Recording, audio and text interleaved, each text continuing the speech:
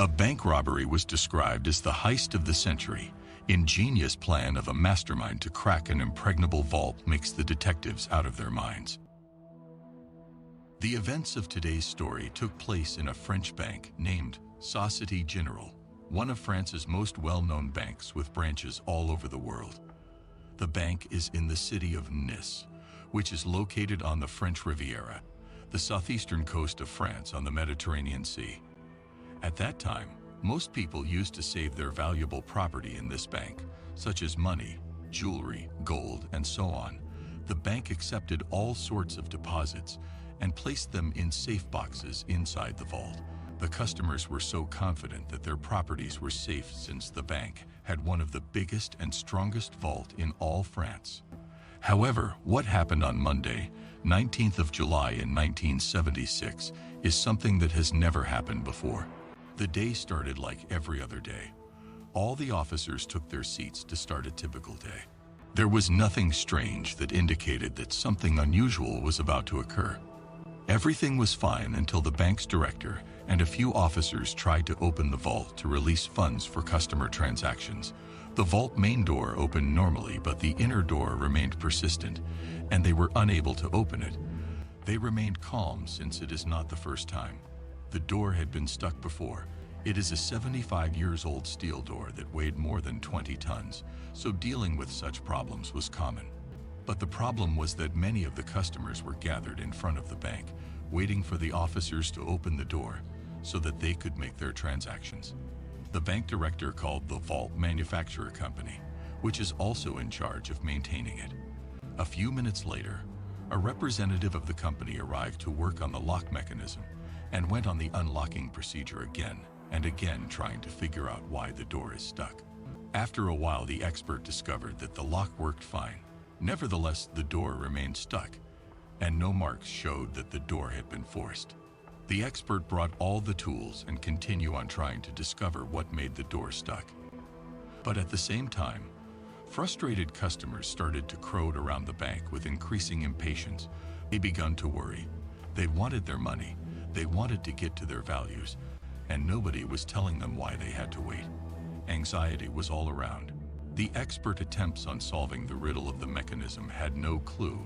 Despite the assistance of additional personnel sent by the manufacturer company, they couldn't even find out what was going on. It seemed confusing and complicated. They had no explanation unless the door was closed from the other side, which is impossible. How could a door be closed from inside if it is the only way in and out the vault? That was insane. By noon, a decision was made to break through the side of the vault door. They wanted to figure out what made the door stuck. By 3:00 p.m., a small hole at last opened up in which they can peer inside the vault. The workmen declared what to be seen as impossible. The bank had been robbed. The bank director called the police. Within a few minutes, the bank swarmed with cops, including every important policeman in Nice, as they were aware that they were going to conduct an investigation into one of the biggest bank robberies in history. They made the hole bigger. All these cops came in. The bank robbers took all the money that was inside in addition to other 4,000 safe boxes of valuable things. And there was a quote written on the wall with a big font that says, "Without weapons, without violence, and without hate." The question raised here is how the robbers got in and out the vault. That was so obvious for the detectives that were there.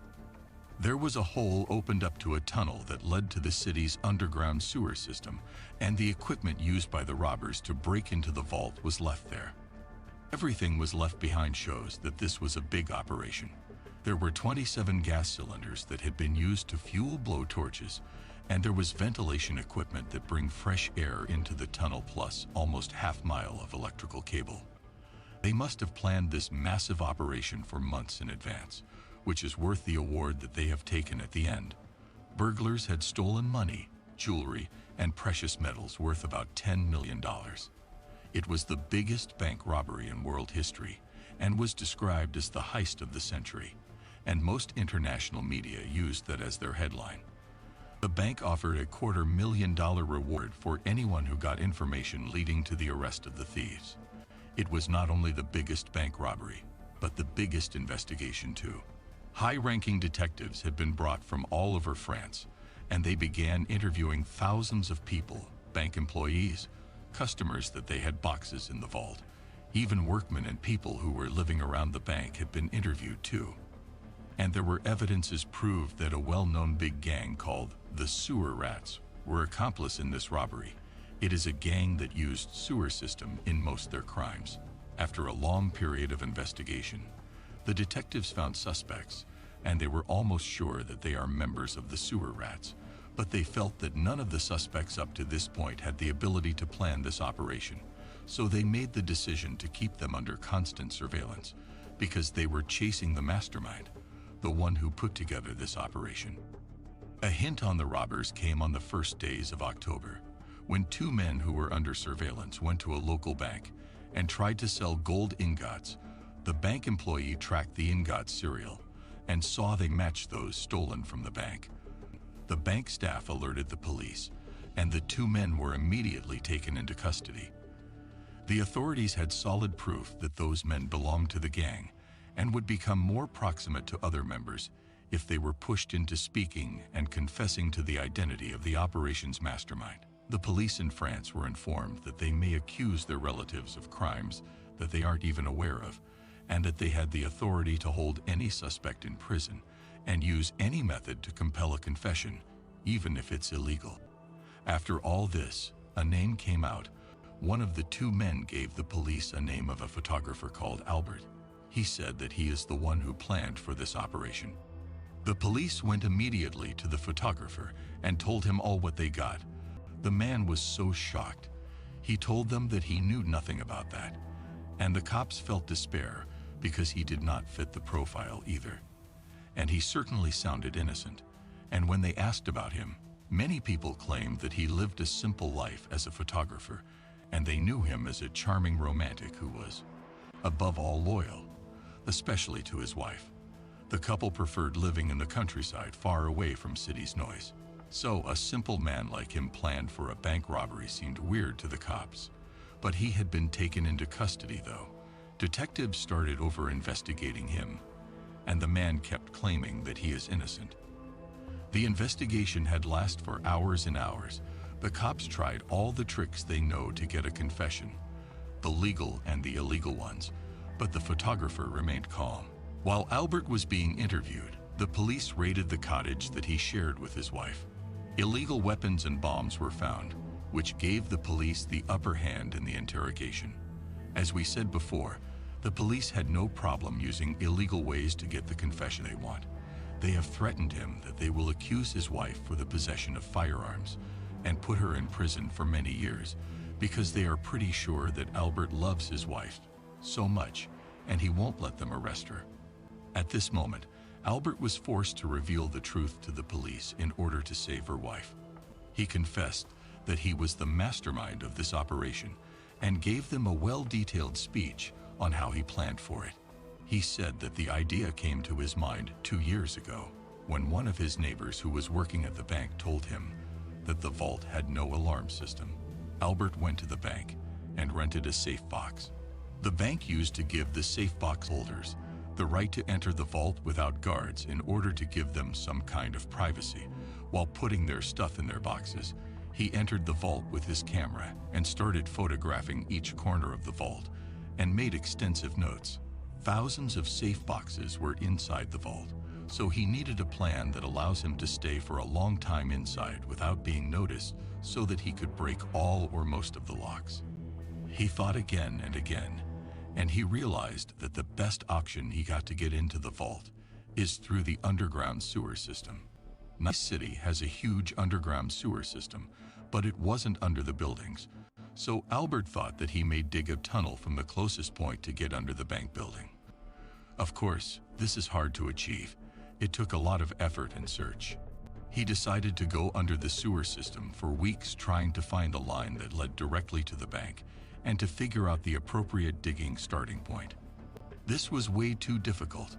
The sewer system was too musty that he couldn't bear the smell. He smoked a Cuban cigar to combat the odor. He finally realized that this was an impossible mission.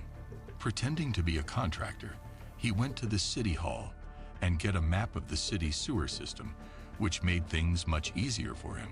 Finally, he found the closest sewer branch to the bank. He spotted the right digging starting point. From the closest point to the vault, a 30-foot tunnel should be dug. It is not a big distance, right? But what made it difficult is that the digging was under one of the biggest avenues known by the traffic jam, and it's going to be heard from the street above. Albert now had the plan, but not the means nor the men to achieve it. So he traveled to Marseille and met with some gang's leaders, including the Sewer Rats gang. They really loved the plan and got excited for it. They agreed to help him in return for a big cut of the cake. They'd provide him with manpower and all the equipment required to start the operation. Firstly, Albert placed a group of guys on the digging zone with radios to notify the others if cops appeared unexpectedly. He took all the precautions to ensure that the operation wouldn't fail. The digging itself was so exhausting because they were working with traditional equipment so as not to be heard by others. In addition, the space was tight, hot, and poorly ventilated, which was very difficult for the diggers. One day, one of the men couldn't persist such conditions and passed out, and here, Albert found himself obliged to divide them into teams. Each team would work for 10 minutes, then rest for another 10. Even a doctor was available for emergencies. They needed fresh air and light to keep working, so they brought ventilation tube and half-mile electrical cable, and they took electricity from a nearby garage to run ventilators and light. This made the working conditions better. Albert believed that the plan's success depends on workers' comfort, so he did his best to make them at ease. 9 weeks later, on the first days of July, they finally reached the vault's wall. Everyone was happy but Albert.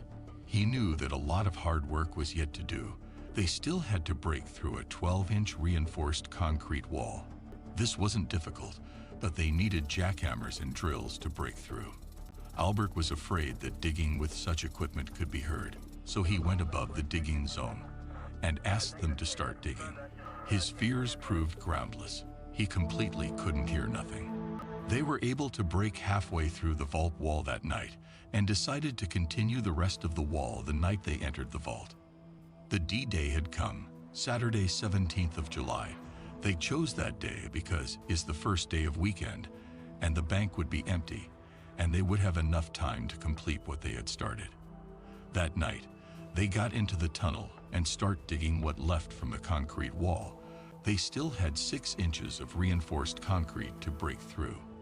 The drilling took far longer than Albert had planned.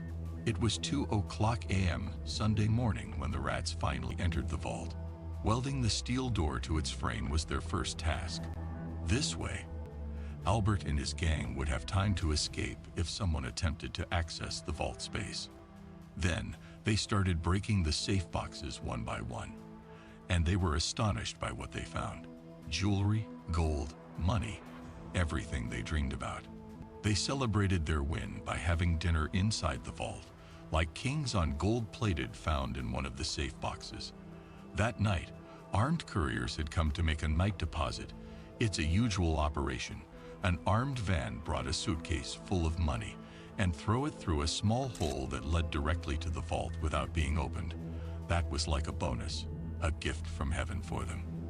The sewer rats kept breaking the other safe boxes. They spent almost 27 hours inside the vault, though they were just able to open 400 boxes out of 4,000.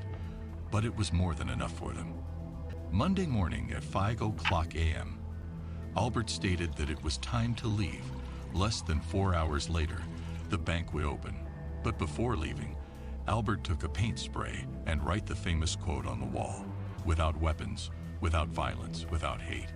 This quote made the detectives was rage at the people who were laughing and applauding at the crime, who went around talking to each other, and instead of saying hello and goodbye, they would say without weapons, without violence, without hate. At the end, Albert was ultimately arrested alongside the rest of the sewer rat gang. Then he cited all the details that we have previously said to the detectives and expressed his desire to cooperate in return for keeping his wife away from all of this. Albert was in police's custody until a final judgment is issued against him during this period.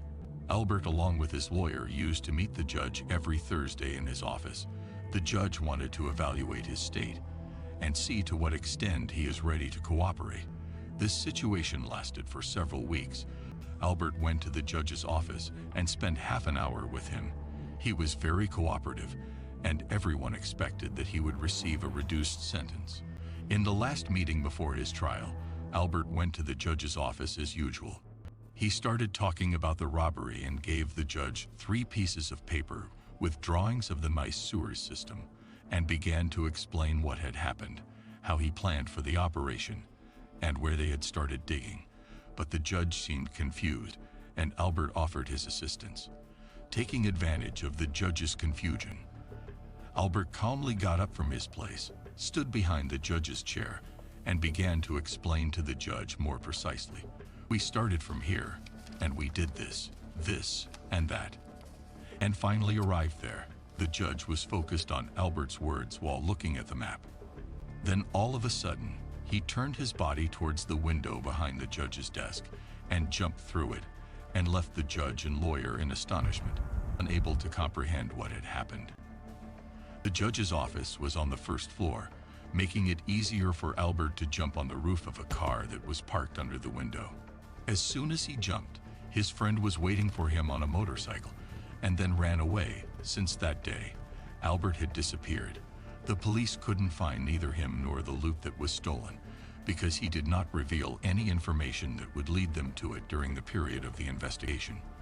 However, they said that he sent $600 in cash to the owner of the car whose roof he landed on. Albert spent the rest of his life sending provocative photos and messages to investigators through the media, newspapers, and magazines. Sadly, his wife, whom he loved so much, decided not to share his life of escape. She remained in Nice, where she continued to work as a nurse. In the end, the mastermind of the century's biggest robbery passed away in 1989 from lung cancer. Here we come to the end of our story. If you like it, do not forget to like and subscribe and activate the bell button so that you can receive new videos.